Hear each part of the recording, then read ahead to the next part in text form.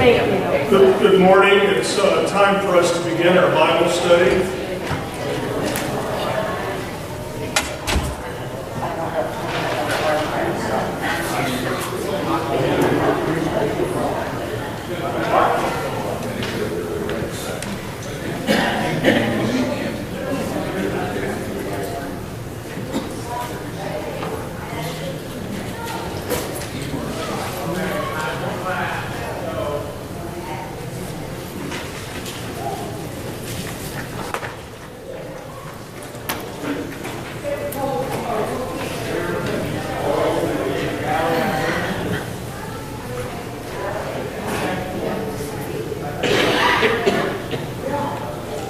Good morning. We've got a few in the foyer that are making their way in, so we'll hold off just for a minute here.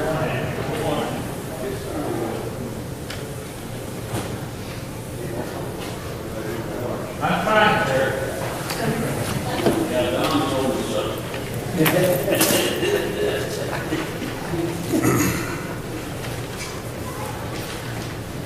Welcome to everybody, and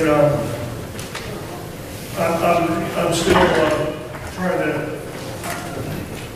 get reactivated to everything that's going on, so if I mention a couple things here and they're incorrect, or if you've got additional news or notes, please let me know about those or mention them out loud here.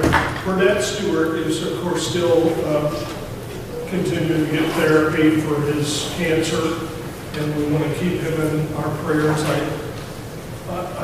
I know that he's having some tooth problems on top of everything else, so dental issues going on. And Nellie Trent is going to Cleveland this Wednesday, and then again a couple more times this month, as they kind of turn her inside out, trying to get her straightened around. So please keep her in your prayers. I know that some are traveling. Vic and Deb are looking forward to a little vacation, a couple of weeks down in North Carolina. Hopefully the beach is still there, and they'll enjoy that. Much needed, and I'd say much deserved. They have been taking care of kids and grandkids and dogs, and it's kind of, once they get out, you like them to visit, but when they come back to stay, that's a different matter. And Mark Glasgow, my brother-in-law, is flying to Arizona this week to meet with, he'll be celebrating. Jeannie's birthday is 9/11, her daughter's birthday, Mia, is 9/11, and the twins are due any day. So he'll be here later on. He worked, I was out late last night, but keep him in your prayers. He's excited about that very much. He may be there for the birth of the twins, or hopefully, if they're not already there, they'll be born while he's there. He'll be there for about 10 days. Any other announcements that we need to be aware of? Shannon starts treatment again next week. Shannon will be undergoing some more treatment. As a prevention. I'm grateful to Vic Rossi for teaching and preaching last Sunday. I went to bed early on Saturday night a week ago. It felt good when I went to bed. I woke up at about 1 o'clock in the morning with pretty bad stomach cramping. And anyway, it was good that I resisted going to the hospital. That's the last thing I wanted to do, because I didn't feel like waiting around to be admitted for one thing. It was pretty painful. But the other thing is I've only had about 6 or 7 episodes of this in my whole life, and they never seem to figure it out. But it was good that I went, because they got digital evidence, CT scans of things that were going on that, number one, assured me that I wasn't losing my mind, and also were going to be evidence then for Dr. Nafal to continue. I've got an appointment with him Tuesday to do the lower scope and then the upper scope, and then we'll see about camera thing. Anyway, thanks to everybody. Jeannie and I had made plans to take a little getaway up to Canada, and this was all before this happened. We'd been looking for a time before she went back to work. But anyway, it was one of those things where we booked an old hotel in a cute hotel, and they would give you your money back, but it had to be canceled within 48 hours. So we were due to check into the hotel on Monday at 3 o'clock, and I was in the hospital on Sunday. And adding insult to injury, that was eating away at me. So I sent Jeannie home Sunday night. I said, call the Woodsell and I'll beg them to let us out of it if we can. And I said, I don't think we're going to get out of it because it's pretty explicit.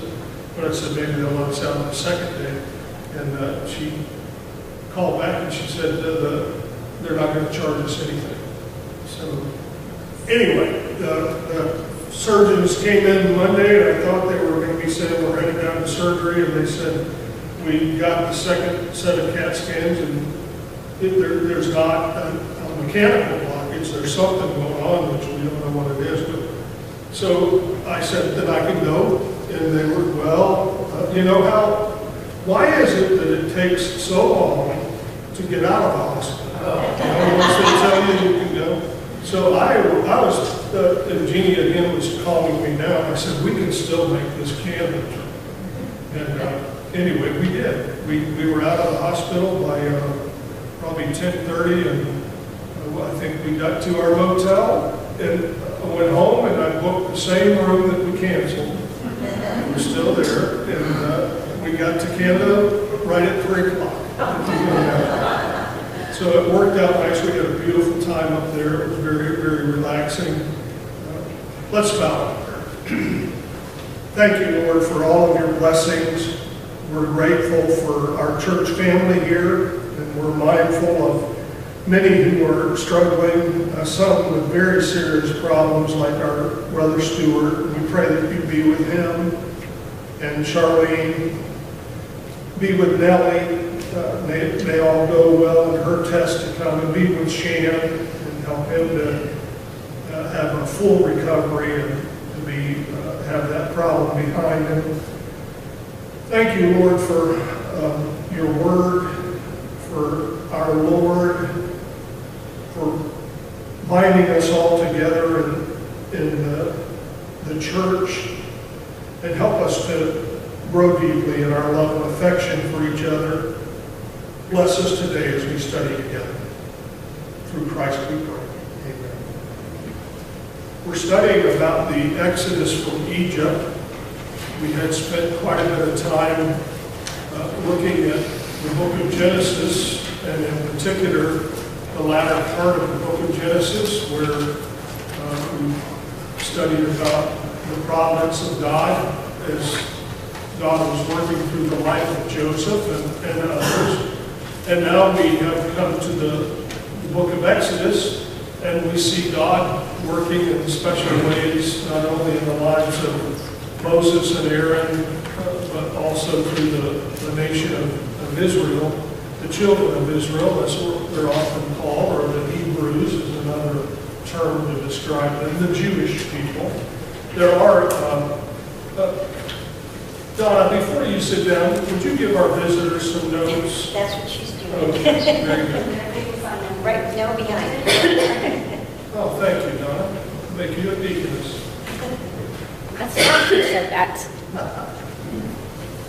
So we're in chapter 21, and for some of you this may be boring in the sense that it's like, you ever sit down and read a law book? It's not real exciting. It's just a bunch of legalese at times. But I don't want to minimize how important this is in many ways. First of all, this is God teaching the children of Israel what He expects of them if they're going to be His children. And in a much secondary sense, or some application way down the road, it's absolutely amazing how much of what we're going to be looking at in the book of Exodus, and also if you could add the whole Bible, Moses, Genesis, Exodus, Leviticus, Numbers, Deuteronomy, in these, what's called the Pentateuch, these 5 books, is a lot of the language of law, which became the foundation for much of the way our governments run. Much of the laws of the land that we have on our books today comes right out of this. I'm not saying there's not tweaking that goes on, but it's amazing how much of it is still relevant. Well, let's read a little bit and see. Chapter 21 begins this way. Now, and what we find in 21 and 22 is essentially, in chapter 20 we have the giving of the 10 Commandments. And now somebody wants to know a little bit more. Okay, one of the 10 Commandments is thou shalt not steal, or thou shalt not kill. What? That's too big. Get more specific for me. So that's what's happening here. So it begins by saying, and by the way, let me show you a term that we'll encounter a little bit later. Look ahead just briefly at chapter 24. And in chapter 24, verse 7 is what I want to highlight here. Then he, this is Moses, took the book of the covenant and read it in the hearing of the people. And they ended up saying, all that the Lord has spoken we will do, and we will be obedient. I call this to your attention for 2 reasons. First of all, the term, the book of the covenant. What does that mean? The book of the covenant. What is a covenant? What? A promise? An agreement. That carries the idea too. It's a mutual arrangement between 2 parties. In this case, the one party is the God of heaven, Jehovah God, and the other is the nation of Israel. And actually the word covenant comes from literally to cut an agreement. Now, we don't do this anymore, and it's just as well that we don't, but we're an older group in here. Anybody, when you were younger, did you have a blood brother or a blood sister? Yeah. You prick your fingers and touch the blood of each other. Now, if you came home and said, hey, your mom and dad would say, no, wait, we got to go get tested now. But it was an agreement that was sealed by blood. And usually a knife would be taken and run across the hand, and your blood would seal the covenant. So it was a very serious undertaking. As I said, in this case, it's God. Sometimes covenants are bilateral, or maybe if it's a peace treaty among a bunch of nations, everybody involved may have input. But this was not that God called a meeting with the nation of Israel and said, I'd like to make a covenant with you all. I want to hear all of your feedback. What do you think should be in the covenant? Now, this was a unilateral covenant in the sense that God set the terms of it. But it was a bilateral covenant in the sense that God gave the rules and regulations to Israel, and he essentially said, do you want to follow this or not? If you want to be my people, these are the terms. This is the way you can be my people. Do you want to be my people, and I'll be your God? Then follow the covenant. The book of the covenant is what will guide you.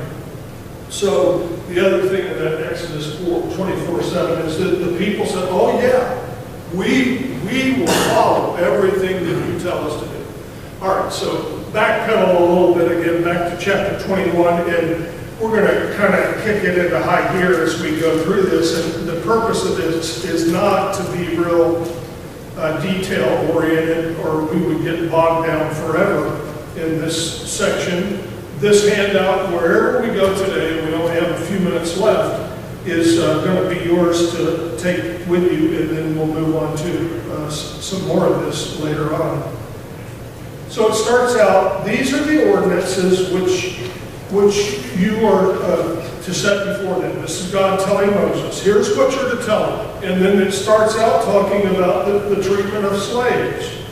If you buy a Hebrew slave, now actually, this is a little bit, not deceptive, but it's not as clear maybe. Some of your more modern translations may be helpful here. It's not, the Hebrew people were not to make servants of their fellow Hebrews.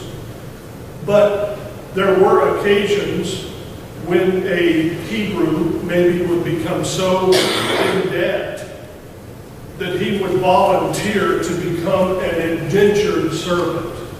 That would be a better word here than slave. An indentured servant. He would come to others and say, I will serve you if you will help me, put food in my mouth and clothes on my back and give me shelter.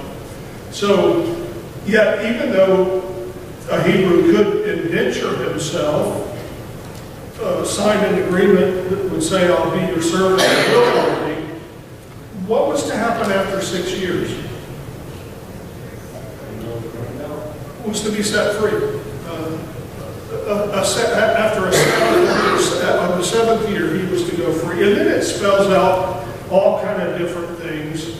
If he comes alone, he'll go out alone. If he comes with a wife and she bears him sons and daughters, the wife and children shall go out to her master, and he shall go out alone. There are things about this that make us scratch our head and say, what's up with this? All I can urge you to do is study it out in more detail with maybe some other translations and also some commentaries that will help us. Verse 6 says, our teens years ago started singing, what's the song? Pierce My Ear. Pierce my ear, O Lord my God. And a lot of adults almost freaked out.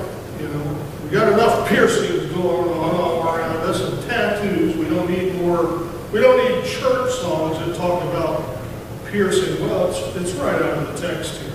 And what it's saying is, even if it comes time now to be set free, an indentured servant has served out his 6 years, and he says, I don't want to go free. I'm happy doing what I'm doing. I want to, okay, then you take him to the doorpost and pierce his ear, and then that will be a sign that he has given himself to you as a servant. And his master will pierce his ear with an awl, and he shall serve him permanently. I want to be a slave for the rest of my days. And then it talks about other things, all kind of details, more about slaves. Jump up to chapter 21, verse 12.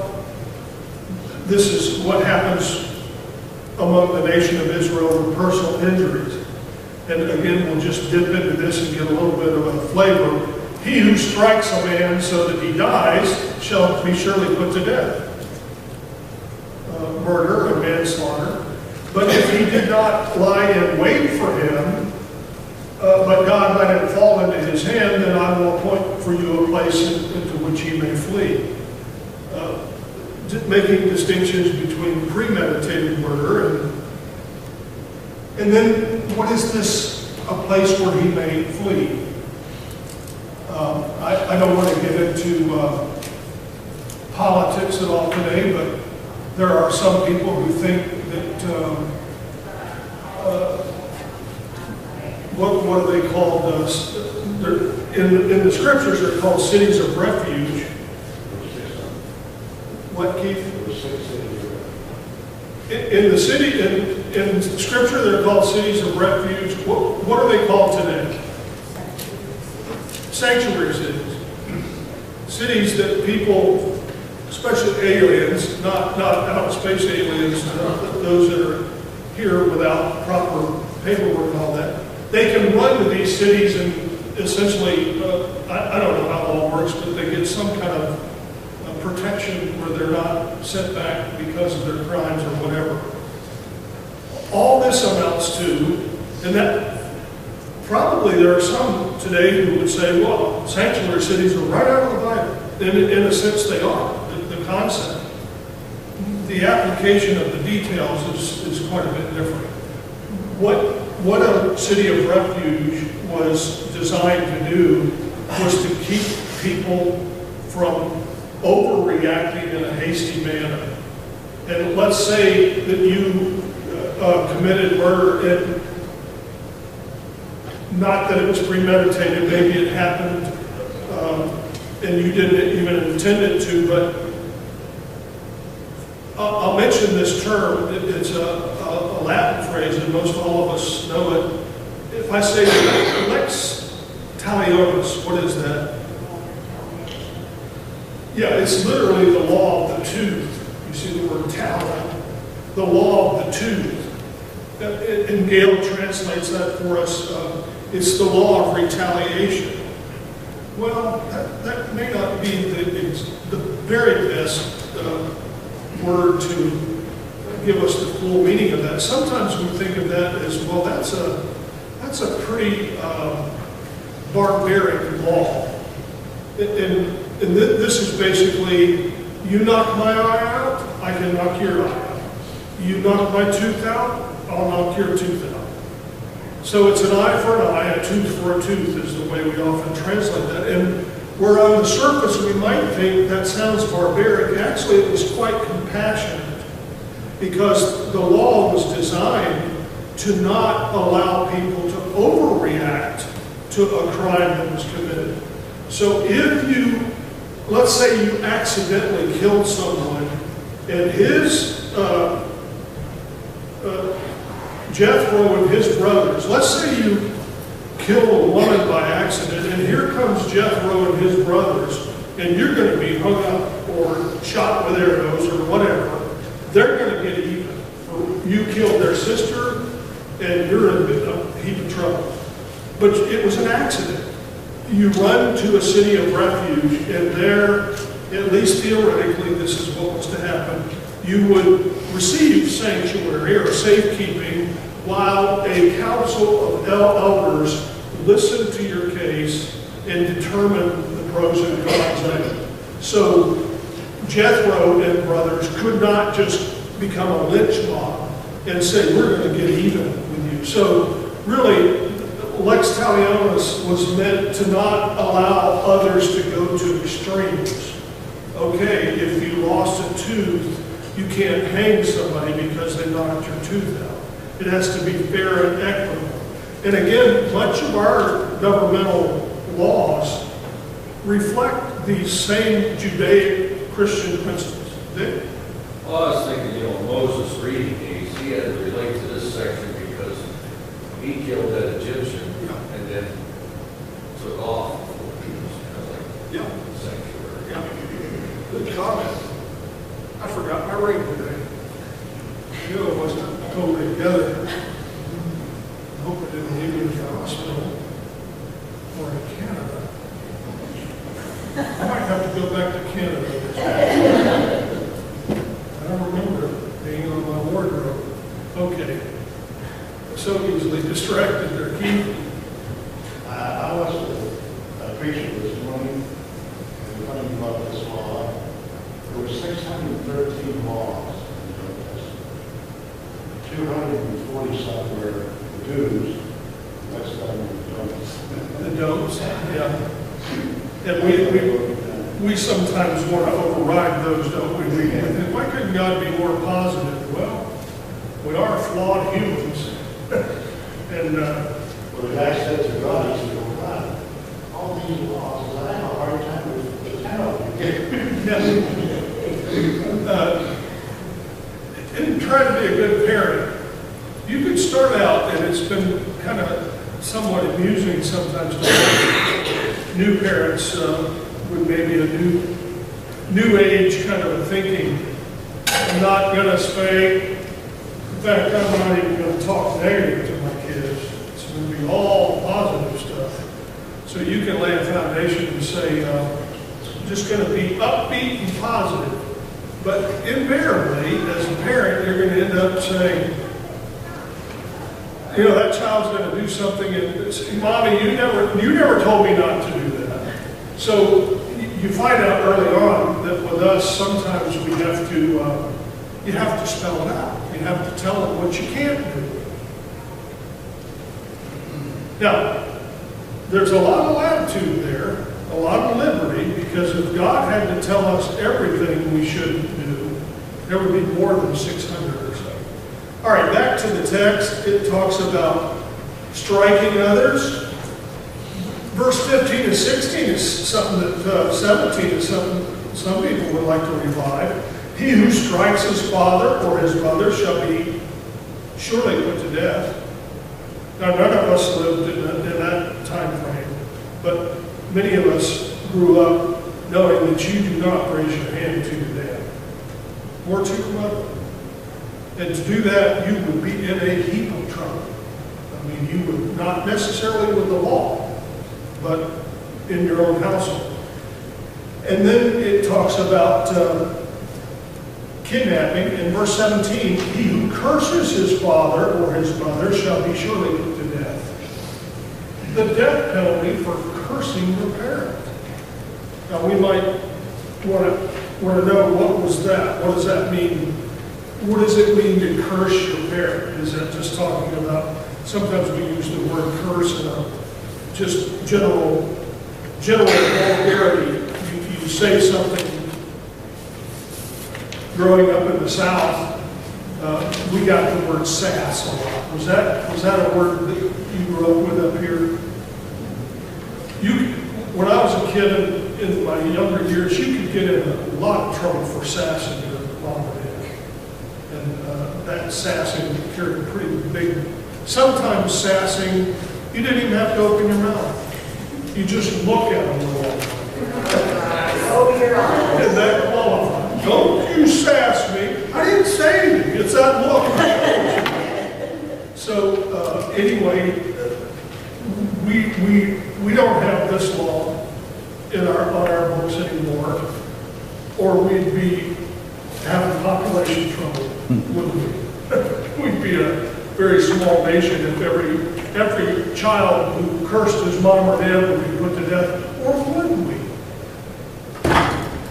We can laugh about that and say, sometimes we have so watered down our rules and regulations that there's no real threat.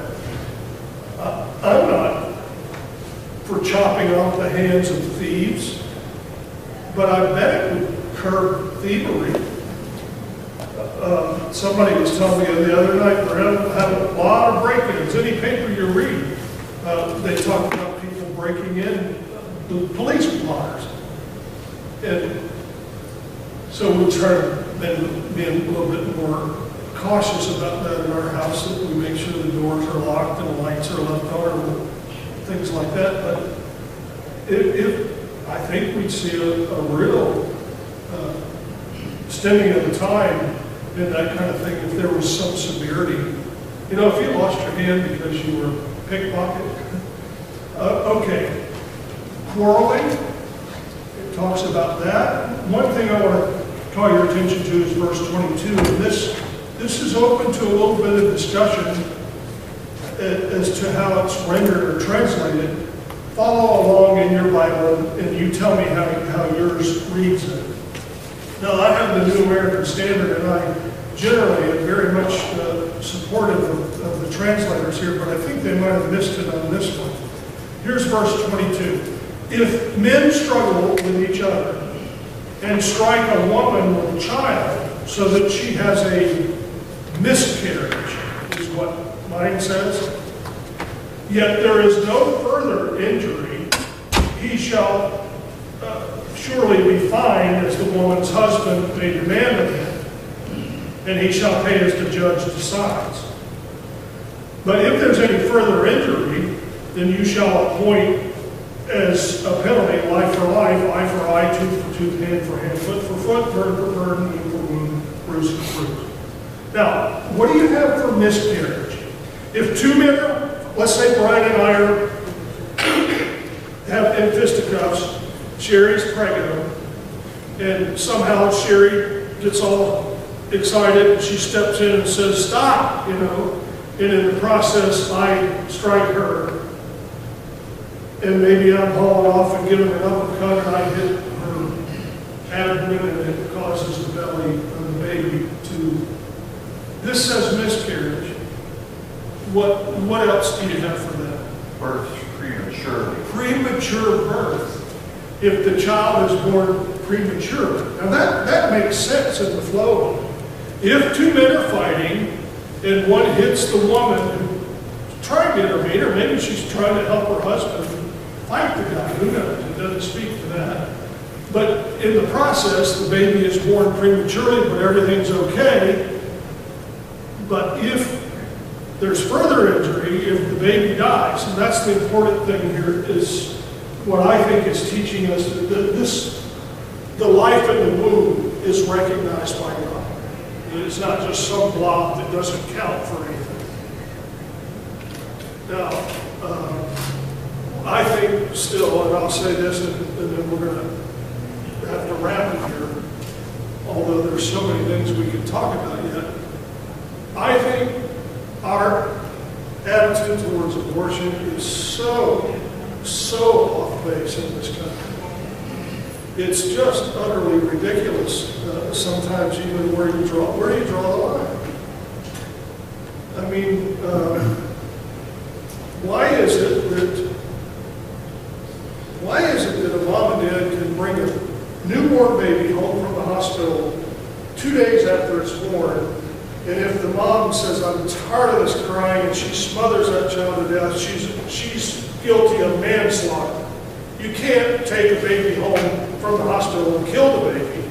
But yet, if a month before, in some places, or a little while before that baby makes its debut on planet Earth, you can just abort the baby, and there's no, in fact, it's a right. It's a right that a woman has to do that sort of thing. For the life of me, I can't wrap my brain around that. And I'm not trying to make anybody here feel bad if you've experienced something like that. And maybe you even feel terrible about it. And you can't go back and change it. But how we can say a couple days later it's murder, and especially now in light of the medical advances that we have to allow babies to come so early and still live and survive and have good life scale. And then if there's anybody else quickly, and we've got to close.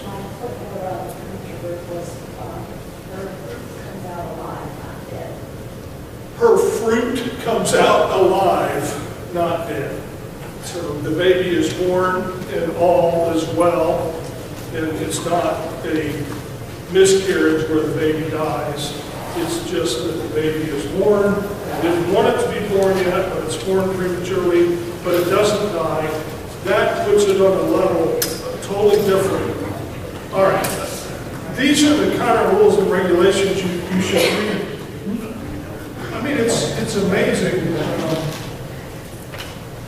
When you get down later on in chapter 28, chapter 21, you're going to find the word, you have to make restitution. You'll find that word over and over again. And again, that just is kind of a lex talionis. If you've wronged a neighbor, you've got to make it right. Really, the laws for a civil society. Anybody else last word today? All right, I'm just going to send the notes home with you and hope that you'll be. Let's be sure to greet our visitors.